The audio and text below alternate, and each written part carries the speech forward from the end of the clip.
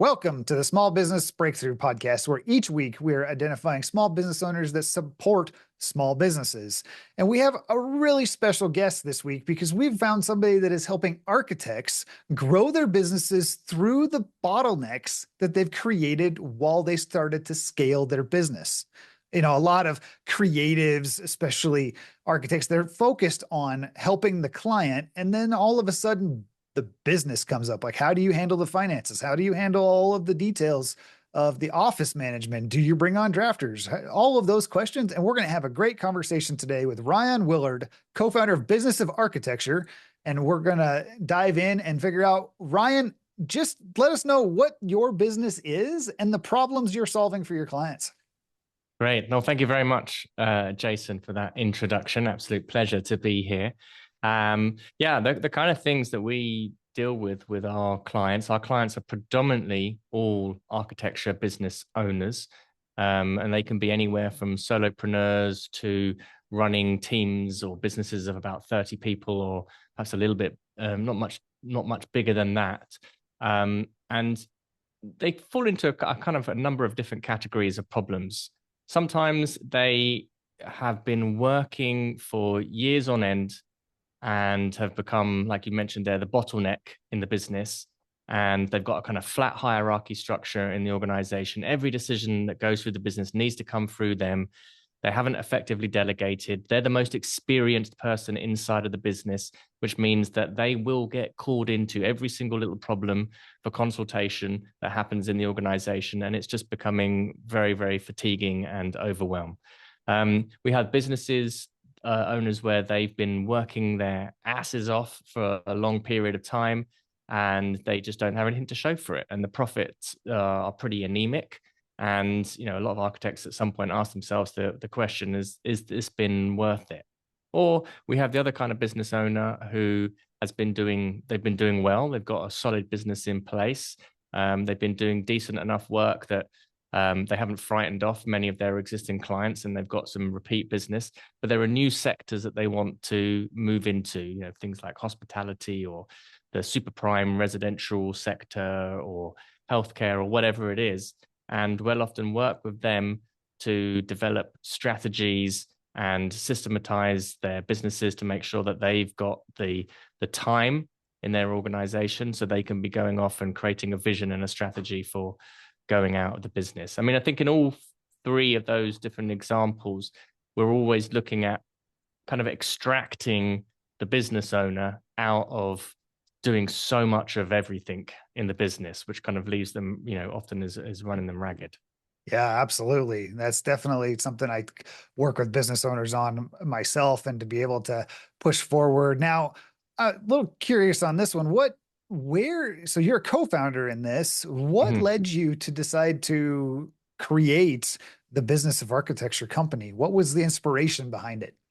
So my co-founder, Enoch Sears, he started the business originally, and he had started. So both of us are architects. He's based in Visalia in California, and this must be around over 10 years ago or so. I think he'd started a podcast just for good out of interest to do with the business side of architecture.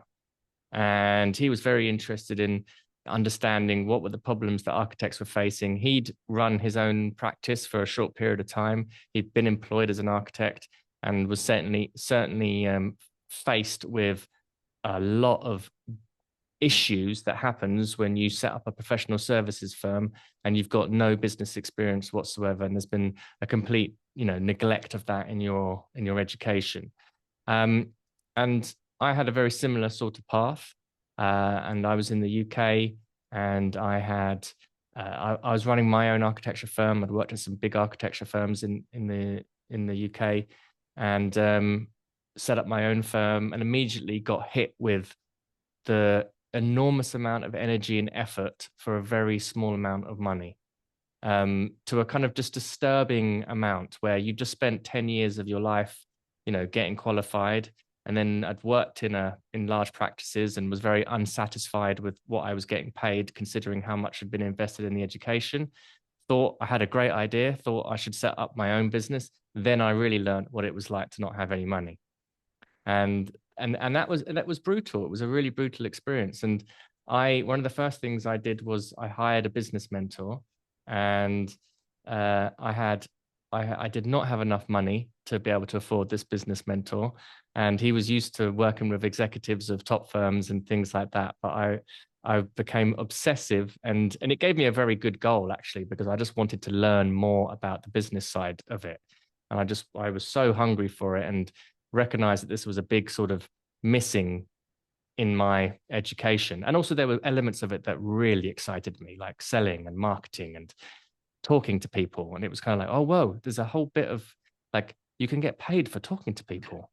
No way. I thought that was just a skill that was just for socializing. And he was very, very instrumental in kind of encouraging me to like let go of the drafting and the technical aspects of what I wanted to do, and actually allow me to evolve a career in a different way. But one of the first things that we were doing was kind of modeling and looking at how successful architecture firm owners had actually been building their businesses. So I started to interview different architects about what they were doing. And as I started to do this, I thought, well, why don't I record these interviews? Perhaps they might be useful for somebody. And then I thought, oh yeah, that guy Enoch, who's got the podcast that I listen to, maybe he'll be interested in some of these interviews that I can do, and I can put them on his platform rather than trying to figure it all out myself. Perhaps he'd be interested. So that was the beginning. I reached out to Enoch on LinkedIn, and that was the beginning of our collaboration. And I started interviewing these architects. I'd put them onto Enoch's podcast. And then over a 10-year period, Enoch ended up founding an architect's marketing company at some point, and I was kind of helping out with that. And then probably about 6-7 years ago, him and I became more close, much more intimately kind of connected, working together. And I was launching a business of architecture, which was solely focused in the UK. And then at some point, as things evolved, we kind of came together and founded Business of Architecture, or kind of took it to its next level, and created what we have now called the Smart Practice Program, which is typically a year-long program that helps deal with those problems that architecture practice owners are facing. Yeah, so that you dive into a lot there, but coming from the history of been there, done that, right? You felt the pain, and then you started to figure out, wait a minute, one, my specialty and what I love to do is actually over here, which is a whole different conversation on its own. We'll worry about that another day. But what I do want to go back to is, in the first answer, you talked about one of the things you deal with is those overwhelmed architects, and the challenges that come into place when you're trying to build a business, because it's so important to be able to step up and say, whoa, wait a second, is this what I want to do? And you went through that transition with a business mentor, which was where I wanted to go with the conversation, was hiring somebody to help you see above the cloud, get above the clouds and look down, or get above the forest and look down through the trees, is a critical element. And even though you said you couldn't quite afford it, how do you have that conversation with the architects? What's the trigger in the conversation that gets them to start to realize that, oh wait, I do need to go up above the clouds or get up above the trees and look through the forest? There's got to be some pain there to start with. And that's often the reality check, if you like.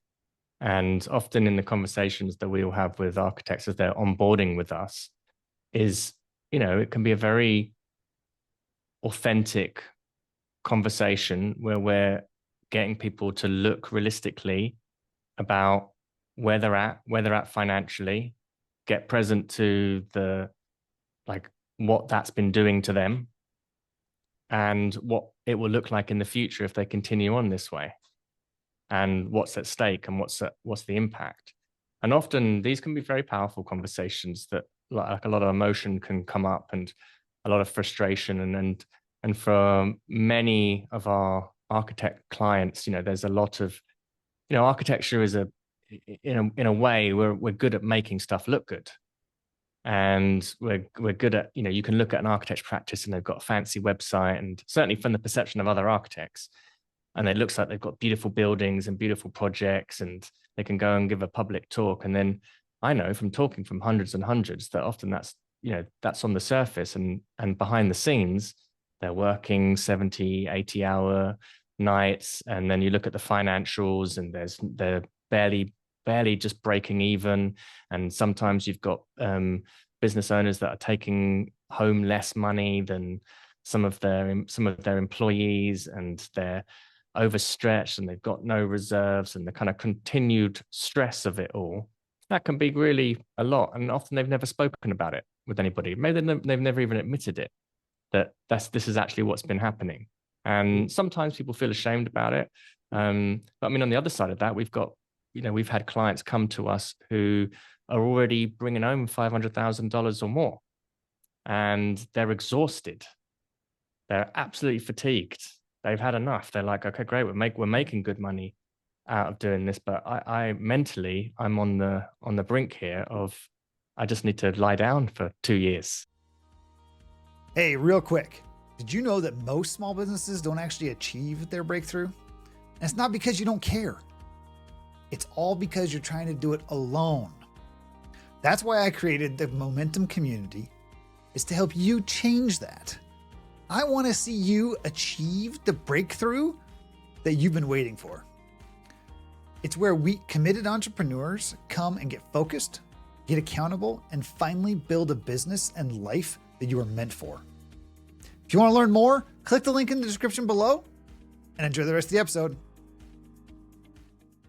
It's a bit of a wake-up call. We have to get real about what's going on. We have to get honest. And it's sometimes we joke that it's like, we call it AA, but Architects Anonymous. And there's got to be a little bit of this being authentic about what we've been doing in our businesses, what's been happening, how the businesses have become these beasts that are now controlling us. And the initial reason why I set up the firm has been lost. And I've just been doing on this relentless wheel. So that's the first kind of conversation that needs to take place, is that sort of, here's where I'm at. And if I continue, I don't want to look at that future. That's not who I am. That's not where I want to go. So there's a kind of just a seriousness of it. Okay, without making it overly significant, people can't do anything, but it is very important for everyone that we work with just to take on board, like, yeah, if we don't do something about this now, then we're going to continue the way we've always been. And I'm now just becoming more and more aware of the impact that's been having on me. Okay. And this is the beginning of starting to get leverage mentally on ourselves to make a change. And then that's when we can start to talk about strategy, and we'll often break up a business into, first of all, we'll break up a business into 3 major parts. We'll have, winning work, great, marketing and sales. We'll have the production work. Okay, so everything that's involved in actually producing a building and the drawings that are needed for that. And then we'll have everything in, let's call it supporting the work. So that would be everything from HR and the financials, and becoming financially literate and understanding where you are and protecting the profit that you've made in the sales. And then there's the 4th magic component, which is the entrepreneurial spirit, which is having a vision and leadership and being able to enroll other people into that.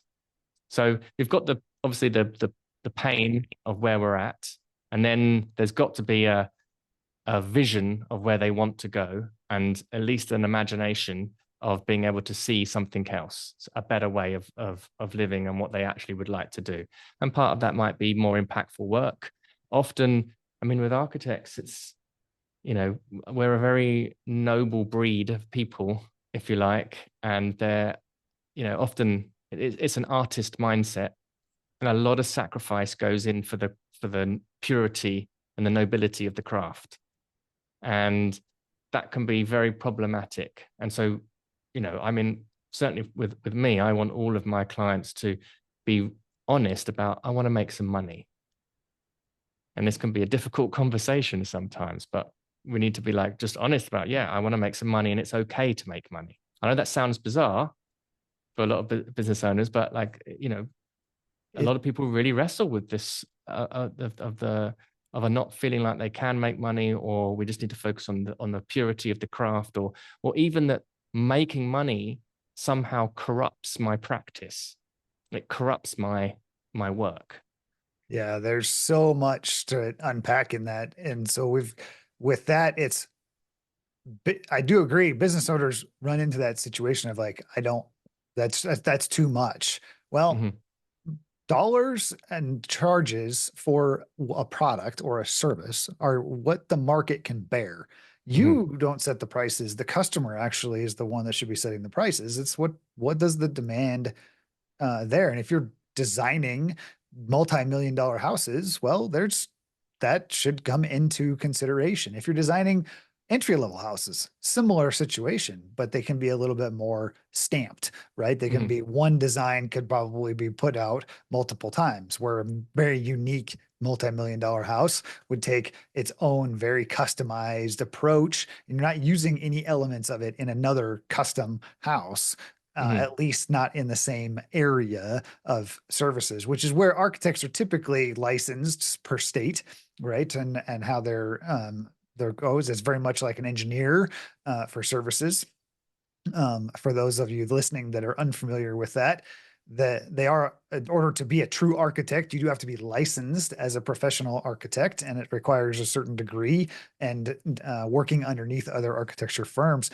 One of the things that you hit on in that though was the talk about realizing that I've got to be humble enough to know and come to the spot where it's okay to make a change. Like this Mm-hmm. is it's the way that we wanted to jump into this, and you didn't want to go that direction initially, but that's the decision that the client or the business owner has to come to realize is I like to use the phrase, they're sick and tired of being sick and tired. Yeah. And sick and tired could be that you're making a ton of money and working 100 hours a week, or that you're making no money and working 100 hours a week. But the end result is we weren't built to work 100 hours a week Mm-hmm. in this and grind through it. Is what balances need to be happening. And each one of those different problems requires a different approach, because one has money and one has no money. So in the aspects of it, what when you're looking at your industry and you're helping in architecture firms, this should be an interesting one, because I've had a lot of conversations with different companies that help. Obviously, I talk with small business owners that support small business owners, and where do you see your business going in the next 5 to 10 years, and how it's the industry, how is your the industry you're in, specifically with architecture, evolving, and how are you preparing to for those changes that are coming? So there's a kind of multiple questions there. One is, where do I see our business going? And then also where's the architecture industry going? Yep. So I'll start with the first one, where I see our business going, and it will kind of lead into where the architecture firm. I'm very pleased with what we've kind of created over the last decade or so, and the program that we've gotten has become more and more refined, and we've had maybe 350 clients go through the program. In between us, Enoch and I, we've interviewed over 1,000 architects, and on our podcast channel, The Business of Architecture, we've invested, close to $1 million in our own business education over the years, and it's all kind of been distilled into this one program. And I see that us being able to reach more and more architecture firms as a result. I'm really happy actually that the coaching industry for architects has grown. And when we first started out, there was only a handful of us doing this, and there was probably a lot more corporate financial help or a lot more corporate business help. And now we're seeing a lot more kind of business coaches that are specializing in architecture. And that for me is great, because it means that the conversation around business education is becoming more and more kind of, normal in architecture. I mean, I get a lot of young students who are now connecting with us, who they're frustrated at university that there's no business education. And they're talking about becoming developers and starting their own practice and setting up construction firms to work along their design firms so they can do design build. And we have some of these guys and girls on our programs, and they do incredibly well. But the idea that there's more conversation about business education excites me, and that there's more coaches that are doing it and are serving the architecture industry is very exciting, because it means that the competency gets better. And often when we have a new client and they've already had some business education over here and a business education over here, great. That means that they're at a higher level already, and then we can capitalize on the good work that they've already done, which means they get better results and everybody's happy. So I see there being a lot of growth and space in the kind of consulting part for architects, and for us personally, moving into bigger, deeper engagements with practices. So at the moment, we've done what you might call a done with you service, where we're kind of, we're coaching and we're giving advice and we're giving strategies, be it in marketing, be it in the setup of systems and processes to protect profit that you've created in the sale, to leadership training with individuals. And what becomes interesting now is actually being able to move in with a practice and help them actually do the setup for them for, say, a financial procedures, or for setting up a system like Monograph with their clients on a particular project. So we're starting to develop our own, what we call a done for you team. And we've started off with finances. We're moving into virtual assistants soon, so office management and those kinds of administration tasks. Then we'll like to move into actual appointment setters and sales, so business acquisition team, which can be a done for you service. And then that allows Enoch and myself that we're starting to do more involved engagements with bigger firms, where we're actually moving in with, we're not moving in, but we're actually going physically into their firms. We're training the next level of leadership, so succession planning. We might do like a weekend experience with a particular firm inside them, and then train their leadership team to be, taking the reins of the company. And we also kind of expand those conversations out to the business owners becoming more entrepreneurial. So they're setting up construction firms, development firms, they're becoming investors, and kind of just being a partner in those kinds of firms. That's very exciting. And I also see there being massive opportunity in terms of AI and being able to have like software help.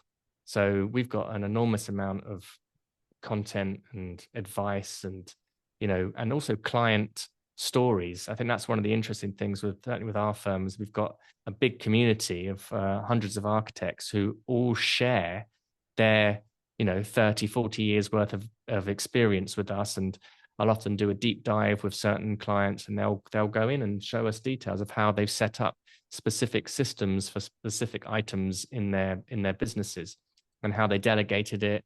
We'll have a look at how people have done exact wordings for contracts and things like that.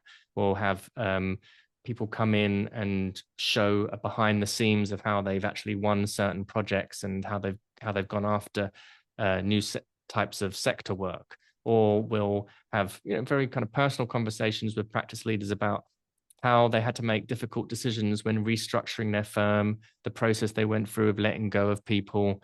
And so there's a really nice kind of body of knowledge and experience that we record through conversations like this on Zoom, or sometimes that we do them in person, that I can see in the very near future us having the ability to customize, what's the word? A kind of a customized curated menu of content for a specific individual when they're asking a question. So there might be a computer interface, and they ask for a particular question, and the AI says, here, you should check out this, this, this, and this, and have a look at this, and here's a generalized answer to that. So I can see the curation of the knowledge that we've been collecting over the last decade or so becoming very powerful, and want to make it more widely available for people.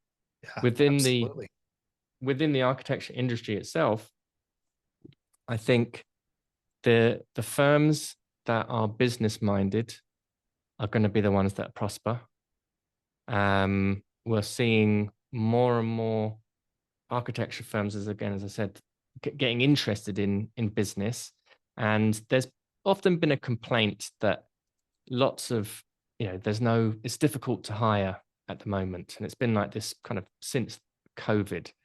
And there's this idea that there's been a great exodus of architects who are in their late 30s, early 40s. And I think perhaps some of that is true. And, certainly architects who are my age, you graduated in 2008 and you graduated into, one of the biggest recessions in the last 40 years or so.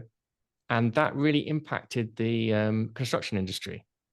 And it meant that a lot of younger architects, it was difficult to get experience on projects that you wanted to get experience on. It was difficult to garner actual construction experience because so many of the projects just went on hold.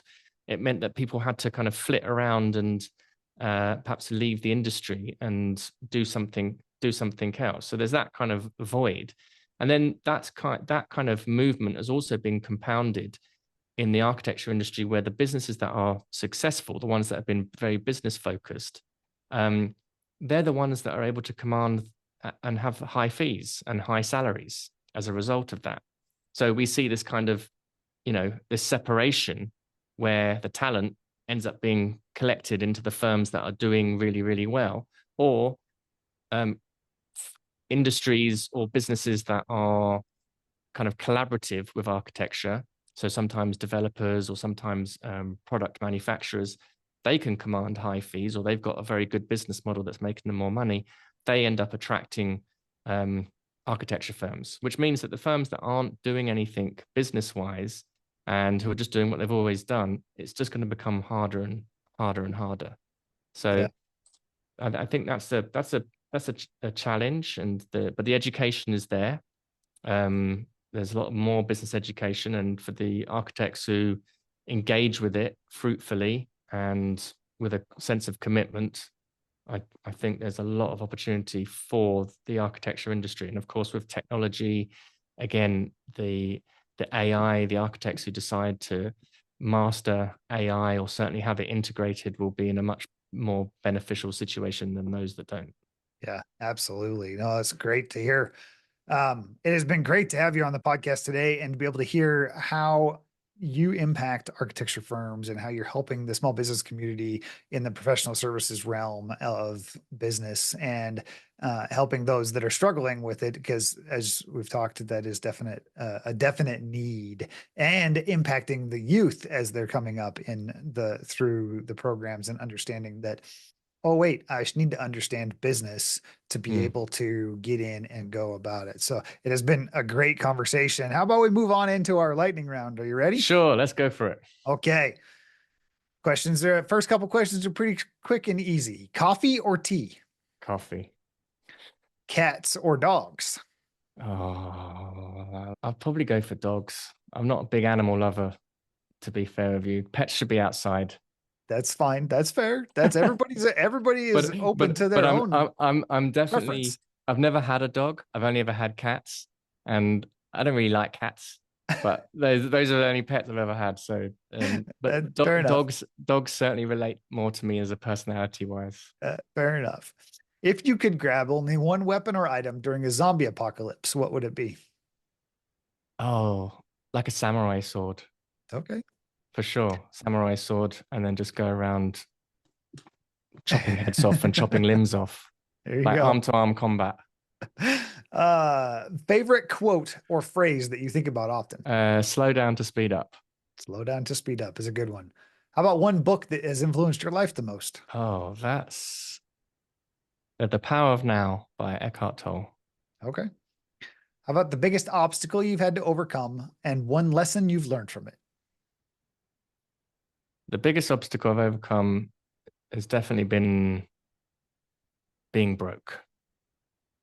And the lesson that I've got from overcoming that is one of enormous gratitude for all the abundance, and that everything will pass, and that your ability to remain in equanimity is your greatest tool. Yeah, it's very powerful, very powerful. Um, if our listeners want to get a hold of you, Rion, how would they collaborate with you? So you can find us at thebusinessofarchitecture.com, our website, or you can follow me on LinkedIn. Just type in my name and I'll pop up. My name is spelled in an unusual way. It's Rion.